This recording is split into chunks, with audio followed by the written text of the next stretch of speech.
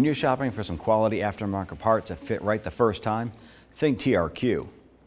We're going to go ahead and show you how to install a set of fog lights on your Chevy Equinox. So we're going to start by removing these clips right here. And you can use a tool like this here, or you can use a flathead screwdriver.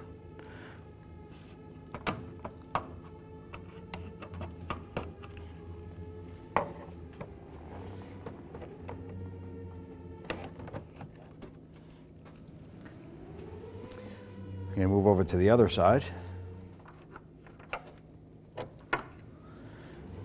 Next, we're going to go ahead and remove these Torx bit screws. There are 4 of them here, and that is done using a T20 Torx bit. All right, that makes for the 4th screw out of this trim panel. So now on the driver's side, we can grab this front panel, simply flip it up, and go over to the passenger side. We're going to do the same. Once this has been done here, we're going to go ahead and raise the vehicle. You can do this using a jack or your lift, and we're going to access the screws and the clips on the edges of the fenders. These clips right here, a couple Torx bit screws right here, one more Torx bit here, and then there is a bolt right up in there. I believe it's a 7mm. So let's go ahead and start removing these clips. We're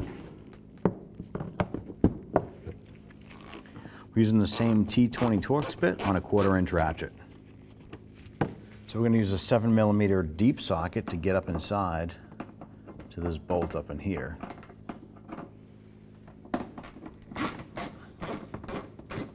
Once we're done with the driver's side, we're just going to simply duplicate it and all of the hardware removal for the passenger side. Okay, now that we're taking out the last screw here, we're going to go ahead and raise the vehicle and access the rest of the hardware from underneath the front bumper. All right, so we have 2 7mm bolts right here on the passenger side, and then we have 2 on the driver's side. Let's go ahead and get those removed.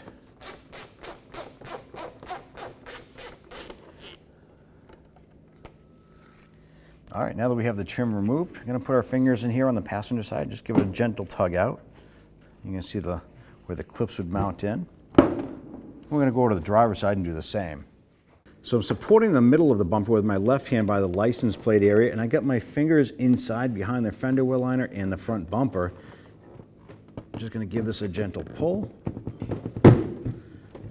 Separate these pieces.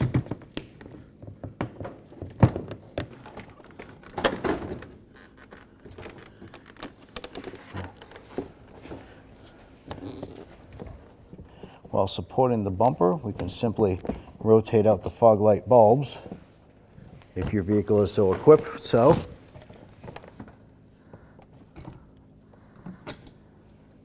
let those hang, and your bumper is now separated from the vehicle. So here we have the driver's side fog light, and what we're going to do is show you how to go ahead and replace this here. We're going to start on the back side, and we like to use a permanent marker and mark the threads here. And the reason for that is that this is an adjuster screw to give you your up and down measurement. So just by marking around here, will tell us when we put the screw back in where we can stop. You know, up inside, right in the very top, right about 12 o'clock on the fog light, there is going to be a 5/32 Allen head, or 5-sided hex screw unit here. You want to go ahead and reach that up inside, and you're going to go ahead and remove that completely.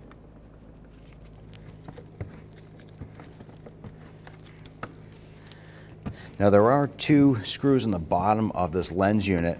We kept those secured right now. It makes it easy to remove this upper screw first. So now that we have most of the screw undone here, we're going to go ahead and back these out. They're pretty short, shouldn't take you long to get them removed.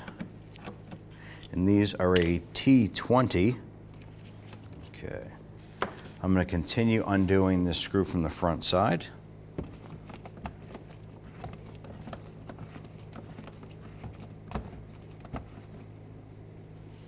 Here we have it. All right, reinstallation.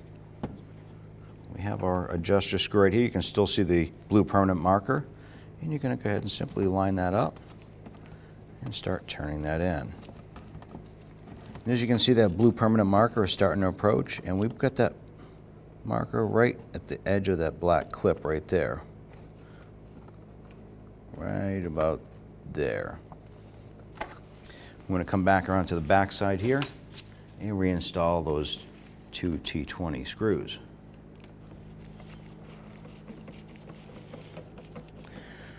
That concludes the installation of your fog light. Okay, so now we have the bumper ready to reinstall, and we're going to go ahead and put our fog light bulbs back into the fog light assemblies by simply inserting and twisting those outlets. Now that we have the fog light bulbs installed, I'm going to go ahead and lift up the bumper and get these mounting points lined up. Be sure to bring the bumper up to the mounting points and the hangers right around the trim of the lights.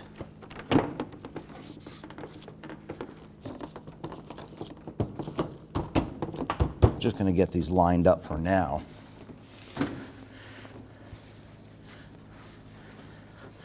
Using your leg as assistance, you can kind of hold the center of the bumper. You want to line things up.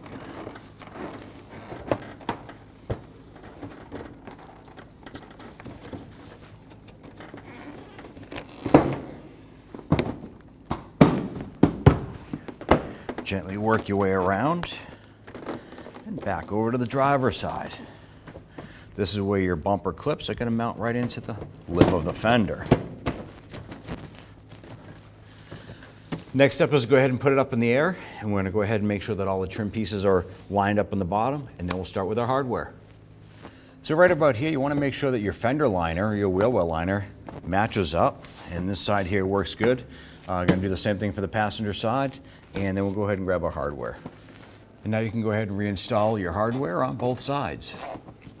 On the bottom, you want to go ahead and install the 4 7mm screws. There's 2 here and 2 on the passenger side.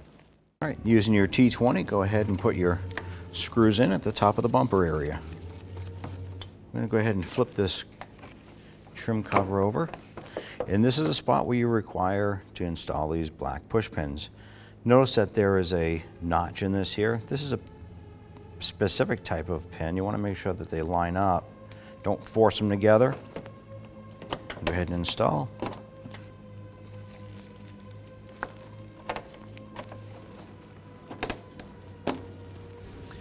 And that completes our installation.